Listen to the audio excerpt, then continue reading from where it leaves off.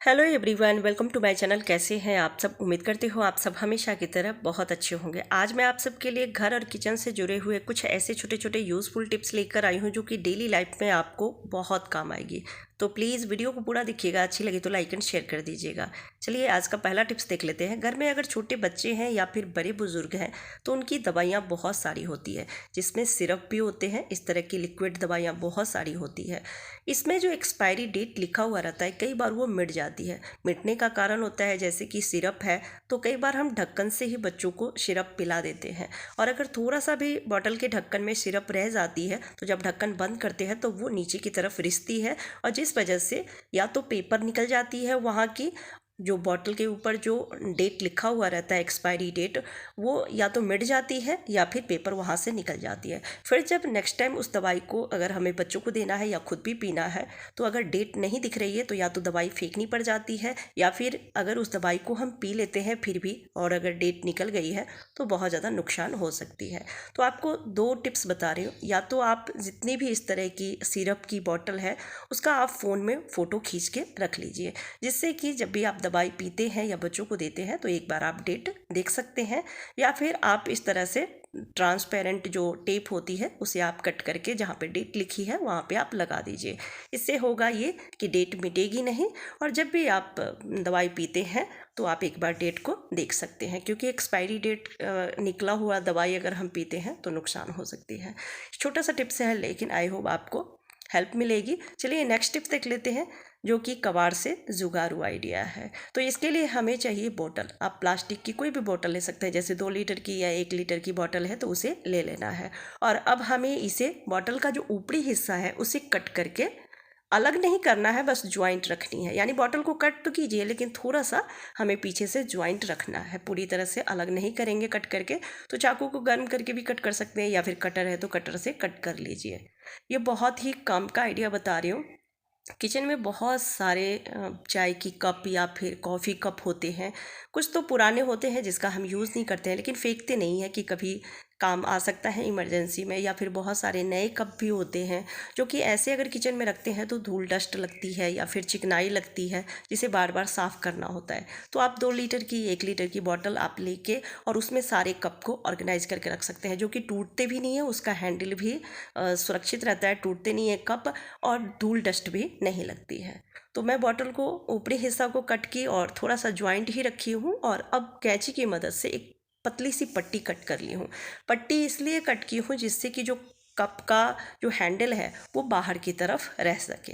तो इस तरह से जब हम थोड़ा सा कट कर लेते हैं ना तो हैंडल बाहर की तरफ रहती है, तो कप बहुत बढ़िया से बॉटल में ऑर्गेनाइज हो जाता है। अब इस तरह से आप बहुत सारे कप को ऑर्गेनाइज करके किचन में रखेंगे तो टूटेगी भी नहीं, और धूल डस्ट से या फिर जो तेल घी की चिकनाई रहती है आ जाती है बर्तनों पे, उससे भी सुरक्षित रहेगी।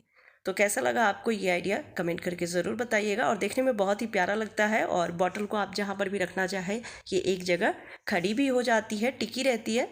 नेक्स्ट टिप्स देख लेते हैं जो कि बहुत ही काम की है। कई बार कुकर को बहुत अच्छे से साफ़ कर लेते हैं फिर भी खाने पीने की कुछ ऐसी स्मेल आती रहती है बर्तनों से।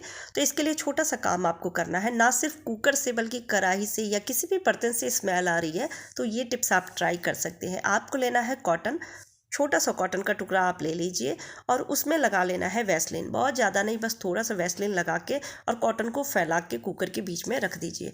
और अब इस कॉटन को जला लेना है। जलाते ही आप तुरंत कुकर का लीड बंद कर दीजिए, या फिर अगर मिक्सर जार से स्मेल आ रही है तो मिक्सर जार में भी इस तरह से जला दीजिए, लेकिन ऊपर से प्लास्टिक का ढक्कन नहीं रखिएगा, कोई प्लेट कटोरी आप रख के और कवर कर दीजिए, जिससे कि जलने के बाद जो इसकी स्मेल है, जो धुआं है, वो बर्तनों में अंदर ही रह जाए।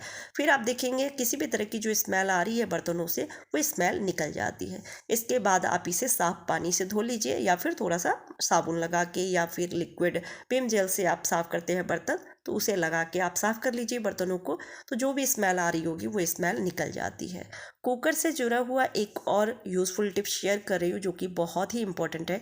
कुकर की क्लीनिंग हम बहुत अच्छे से कर लेते हैं लेकिन कई बार कुकर की लीड की साफ़ सफाई अच्छे से नहीं करते हैं, जिस वजह से खाने के जो पार्टिकल होते हैं इसके होल में फंसी रह जाती है, और जिससे जब हम कुकर को यूज़ करते हैं कुछ भी बनाना हो, सब्ज़ी या फिर दाल चावल बनानी हो, तो प्रेशर सही से निकलती नहीं है और जिससे कोई बड़ा हादसा होने का भी डर रहता है। तो जब भी आप कुकर की साफ़ सफाई करते हैं तो उसकी लीड की साफ़ सफाई और कुकर में जो सीटी लगी रहती है उसकी सफाई हमें बहुत अच्छे से करनी चाहिए।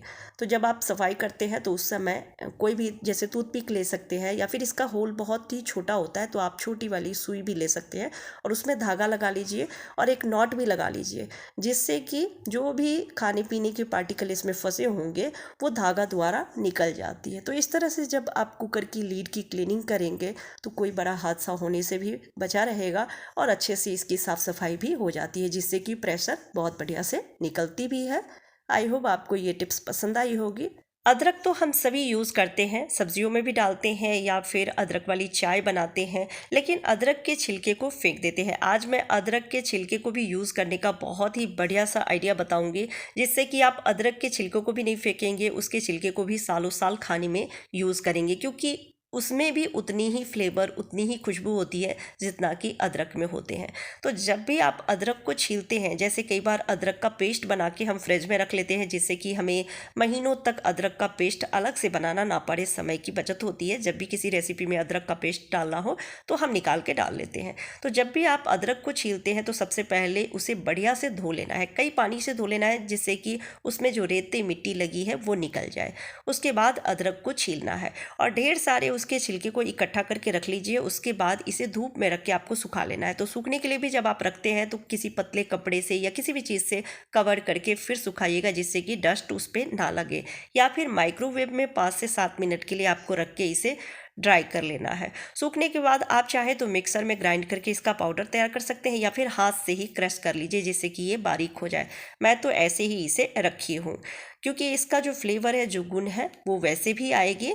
तो अब इसे चाय पत्ती के डब्बे में आपको रख लेना है। जितने भी चाय पत्ती हैं उसमें आप छिलके को मिक्स कर लीजिए, कम ज़्यादा जितना है चाय पत्ती उसके हिसाब से आप इसके छिलके को रख सकते हैं, या फिर चाय पत्ती कम भी है, छिलका ज़्यादा है तो रखेंगे तो चाय अच्छी ही बनेगी।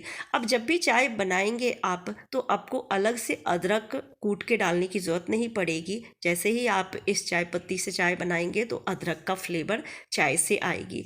तो बहुत ही बढ़िया टिप्स है, इस तरह से आप अदरक के छिलके को भी यूज़ कर सकते हैं और चाय भी उतनी ही टेस्टी बनती है जैसे कि हम अलग से अदरक को क्रश करके रखते हैं।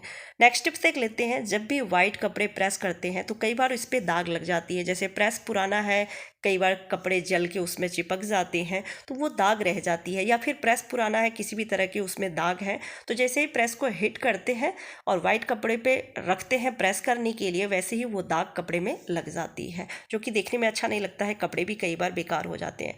तो जब भी आप कपड़े को प्रेस कर रहे हैं, प्रेस पुराना है, तो इस तरह से फॉइल पेपर आप लगा लीजिए पहले, उसके बाद इसे हिट करके और फिर कपड़े को प्रेस करेंगे तो किसी भी तरह के दाग कपड़ों पर नहीं लगेंगे।